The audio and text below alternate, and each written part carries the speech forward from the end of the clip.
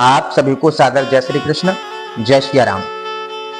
देखिए, एकादशी को लेकर के समस्त भक्त बंधुओं में एक शंका बनी हुई है, एक दुविधा मन में बनी हुई है कि महाराज 5 तारीख का गंगा दशहरा है, गंगा जी का अवतरण दिवस है, तो 6 तारीख को एकादशी होनी चाहिए। बिल्कुल ठीक है, 6 तारीख को एकादशी है, लेकिन 6 तारीख की जो एकादशी का व्रत है वह साधु संतों का व्रत है, स्नातक व्रत है। गृहस्थी जनों को द्वादशी के मिलन वाली एकादशी का व्रत करना चाहिए। द्वादशी मिश्रित एकादशी का व्रत गृहस्थियों के लिए सर्वोपरि श्रेयस्कर है। जो 7 तारीख है, 7 तारीख को एकादशी की तिथि प्रातः काल ब्रह्म मुहूर्त में 4:47 तक रहेगी और हमारा जो सूर्य उदय जो हो रहा है वह इस समय 4:24 पे हो रहा है। तो एकादशी तिथि में ही जब सूर्य पहले उदय हो जाएंगे, सूर्य की जो रश्मियां हैं, जो सूर्य की किरणें हैं भवन भास्कर की, वह हमारे भूमि पर 4:24 पे आ जाएंगी और एकादशी 4:47 तक रहेगी। तो सूर्य की जो आभा है, किरणें हैं, वह भूमि पर एकादशी में आएंगे, द्वादशी तब जाके लगेगी। तो द्वादशी की जहां संधि हो, द्वादशी जहां मिश्रित हो एकादशी में, वह गृहस्थियों का व्रत है। तो सभी गृहस्थ जनों को 7 तारीख का व्रत करना है। व्रत का विधान यह है कि 8 तारीख को जब आप पारायण करें तो पारायण के लिए द्वादशी का होना अनिवार्य है, जो द्वादशी 8 तारीख को 7:17 तक रहेगी। तो आप सभी 7:17 से पहले अपने व्रत को ठाकुर जी के चरणामृत से पूर्ण करें, उसका पारायण करें। पारायण की विधि यह है, जो भी सज्जन व्रत करें तो विधि तो यह है, ब्राह्मण को भोजन करा करके अपने पारायण को पूर्ण करें, पारायण करें।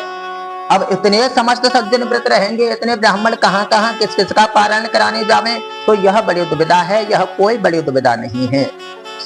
ब्राह्मण के अभाव में भोजन की पत्तल, भोजन की थाली गाय माता के लिए निकाल दें, गौ माता को भोजन करा करके आप सब अपने व्रत को और पूर्ण कर सकते हैं। यह विधान है। तो आप सभी को बता दें कि परम पवित्र एकादशी है। भीमसेन को भगवान श्री कृष्ण ने यही एकादशी करने का आदेश दिया था। बहुत विस्तार हो जाएगा, तो आप कल की कथा में पढ़ ही लोगे। एकादशी का जब व्रत करें तो विधि विधान पूर्वक करें, संयम के साथ में करें। एकादशी की कथा का जो है श्रवण करें, उसका पठन करें। भगवान श्री हरि की चर्चा करते हुए निर्जला एकादशी है। निर्जला माने निर्जल, बिना जल के रहने वाली एकादशी है। तो प्रयास करना चाहिए कि इस एकादशी को बिना जल के ही रहा जाए, क्योंकि है ही एकादशी निर्जल। अब इसमें बड़े दुविधा है, कुछ व्रत हैं, कुछ रोगी हैं और श्रद्धा निष्ठा पूरी है, कुछ बच्चे हैं।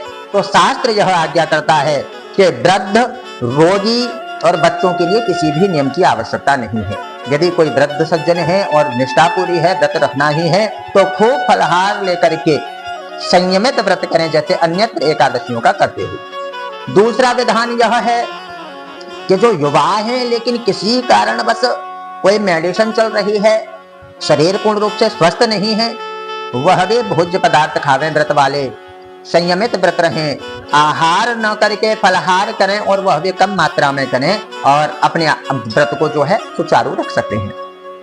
यही विधान बच्चों के लिए है।